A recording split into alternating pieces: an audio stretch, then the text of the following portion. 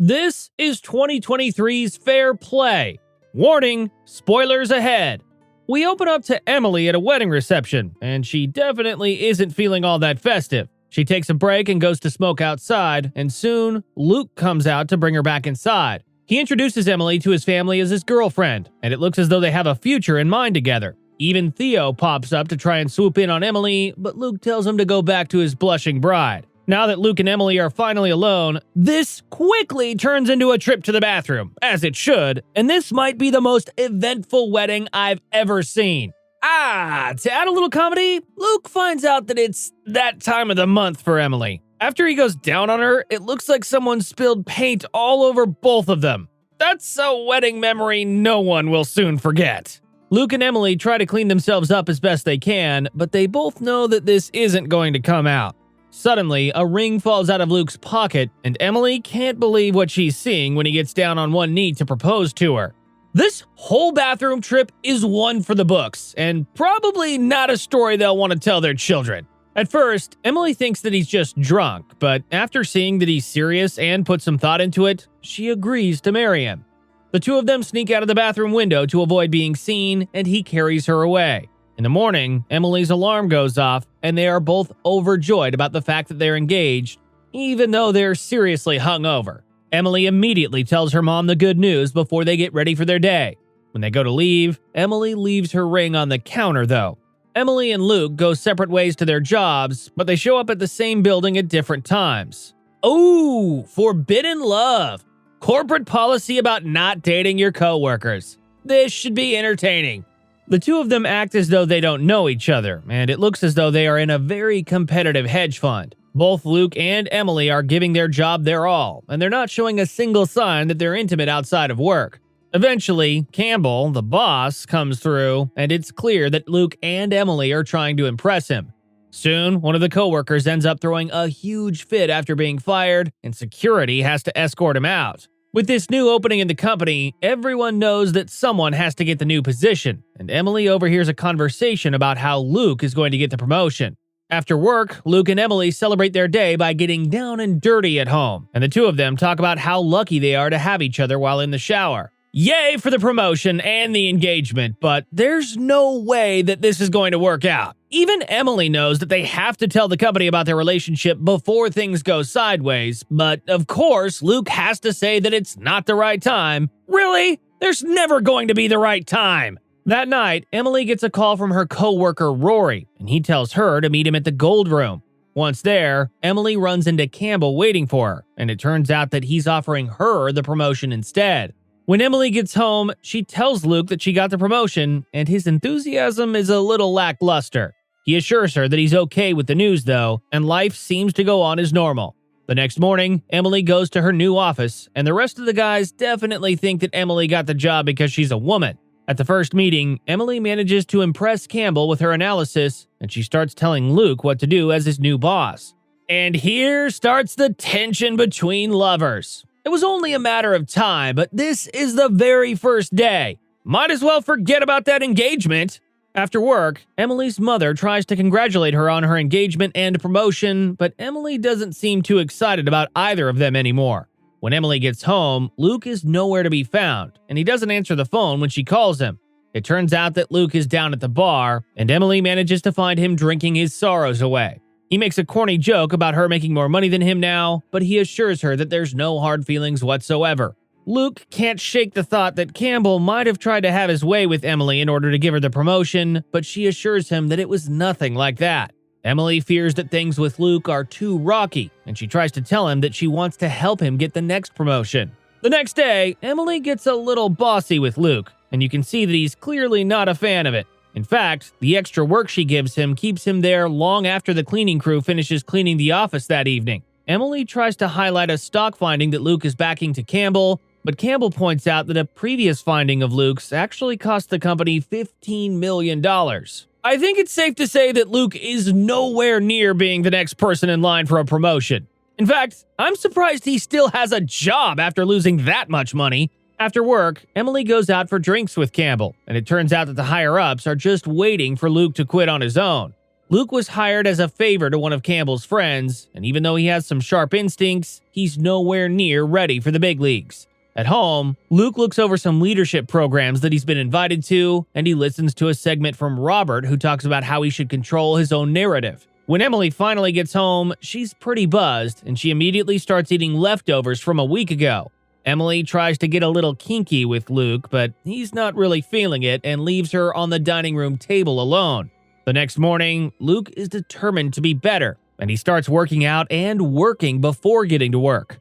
And, I'm sorry, there's supposed to be a secret, but Emily has a driver picking her up at their apartment as she walks out with him? While at meetings the next day, Luke notices Emily getting rather chummy with Campbell, and his mind starts running wild. It's so bad that he has to excuse himself from the meeting to calm his nerves. Emily tries to get Luke to go to dinner with her later that night, but Luke blows her off to get more work done. Just as Luke leaves, Rory pops up and says that he sees what's going on between Emily and Luke. Well, Emily still has the reservation to a really nice restaurant, so it's not like she's going to let it go to waste. That night, Emily comes home and tries to put some moves on Luke again, but she finds that he's too busy to enjoy her or the dessert. She finds that he's brought Robert's program to learn how to control his own narrative, and he tries to put some of it to work on her. Luke tells her that the program would be too good for her too, and Emily immediately goes on the defensive. He tells her that the way she dresses makes it hard for people to take her seriously, and she takes this to heart. Emily decides to try a new look in the morning, but for some reason, she starts slipping up at the morning meeting. Emily makes a bad choice at the meeting, and Luke tries to convince her to go all in on another company that is a little risky. I'm sorry, Luke just lost the company $15 million on a similar deal. Why would anyone listen to the jealous fiancé who is probably fine with Sabotage at this point? Emily decides to go with Luke's gut feeling, and she invests 30,000 shares in the company before going to a clothes store to get a new wardrobe. Emily is in for a rude awakening when she gets back to work, though, as it turns out that she just lost $25 million on the investment Luke told her about. Bad news for Emily, but that's a record high for Luke. Always striving to be more. Emily tries to do damage control with Campbell, but he's not playing nice with her. With her neck now on the chopping block, Emily starts to panic to find a way to make up the money, and Luke stays late to try and help her make it up as well. As a result, Luke delves into a part of the business that he shouldn't be, and he meets Emily for a drink later to tell her about his information.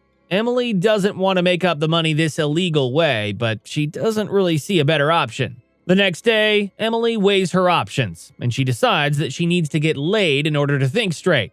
She hops on Luke even though he doesn't really want to, but she thinks that this is necessary for both of them at this point. Luke kind of comes around a little bit, but he just can't perform when it comes time. Now, Emily really thinks about what's going on between them, but Campbell calls to talk about the stock decision Emily is trying to make. Campbell feels like her move is a Hail Mary to make up the lost money, but he tells her to go for it. In the morning, Emily listens to the morning report, and she finds out that she made the right call with her stock exchange. Emily walks into the office confidently in the morning, and Campbell seemingly apologizes for his rude comments. As a way to apologize, Campbell pays her a commission of $575,000. I'll pull a Hail Mary for that kind of money. After this, Emily tries to convince Luke that they should get out of town for a little bit, but she's interrupted when the other coworkers tell her that they're taking her out to celebrate her big win. As a joke, Rory mentions going to the gentleman club, and Emily decides to go with it to embrace the guys in the situation. While at the club, Emily isn't enjoying the conversation, and she decides to embrace the girls at the club since she's not getting any at home. And eventually, Emily makes it home and bangs on the door since she's so messed up. Luke wakes up to let her in, and he's not happy with the state of her. Luke not only sees the way Emily is, but he sees the $500,000 check. On top of that, she calls him pathetic, and Luke gives her a piece of his mind. Actually, it's his whole mind, because I don't really think Luke has room for anything else aside from what he's feeling right now. At work the next day, the guys are talking about what kind of freak Emily is after the way she acted at the club last night, but they're interrupted when they see Rory getting fired. Luke thinks that this is the time for Emily to mention Luke's name to Campbell, but she instead tries to sell the idea of him changing firms. Emily thinks that the two of them working together is tearing them apart, but Luke isn't budging. Luke marches right into Campbell's office, and he demands a minute of his time to sell himself to him. Luke even gets down on one knee to beg for the promotion, but just then, the guy that Campbell poached from a rival company walks in and introduces himself as the new PM who got the job. Well, that's about as embarrassing as it can get. I think this would be a good time to consider one of those other companies Emily was mentioning. That night, Emily comes home to find that Luke has already been hitting the bottle pretty hard, but she tries to convince him to consider other companies still. Luke is refusing to listen, and Emily's mother keeps calling her. When Emily picks up, she finds out that her mother is throwing her a surprise engagement party that she doesn't want, but Luke is furious that he can't find notes from his self-help program. The relationship really starts unraveling after Campbell calls at midnight, but finally, Emily tells Luke the truth about how Campbell expects him to quit. After hearing that he doesn't have a future at the company, Luke storms out, and Emily starts chugging a bottle from the freezer.